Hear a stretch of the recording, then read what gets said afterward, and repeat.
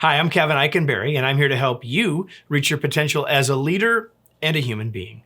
Welcome to Remarkable TV and the Remarkable Leadership Podcast. If you happen to be watching on YouTube, make sure you hit the subscribe button so you don't miss any future episodes, okay? Well, today I want to share with you a key to greater influence. Are you ready? Let's get started. If you're a leader, you're in the change business. And if you're in the change business, you have to think about how you help people make the choice to change. If you want people to change, you need to be more influential. Like, you can't make them change, right? So after all, it's important to remember that leadership is an influence activity. And so since leadership is an influence activity, we should work on getting better at it. And today, I'm going to share one key to doing that. There are plenty of things we could learn about influence. Here's just one of those keys. And here it is. Are you ready? Make the change seem manageable.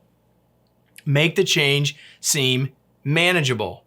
People need to see that it's possible. I mean, oftentimes people will love the idea of a change, but they'll think, well, there's just no way. How are we ever going to get there? That's just too big. So one of the things that we can do is to make the change seem manageable. And one of the ways to do that is to break it down into smaller pieces.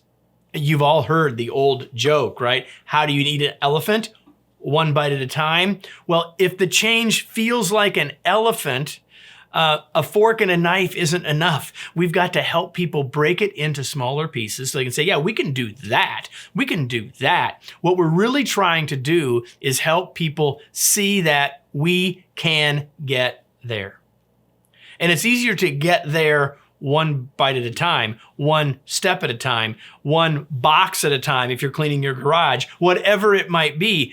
We can get there. When we believe we can, when it seems more reasonable, more possible, we're more likely to be influenced. So we can do that by narrowing it down. We can also do that by helping people see that others have done it. Listen, if they've done it, we can.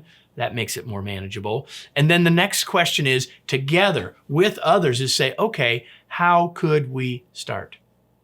The more that we engage people in the plan that's being created, the manageable next step, the more we can get people started, the more likely we can build the momentum that will move us toward the full change that we have in mind. Let me close with today's tweet.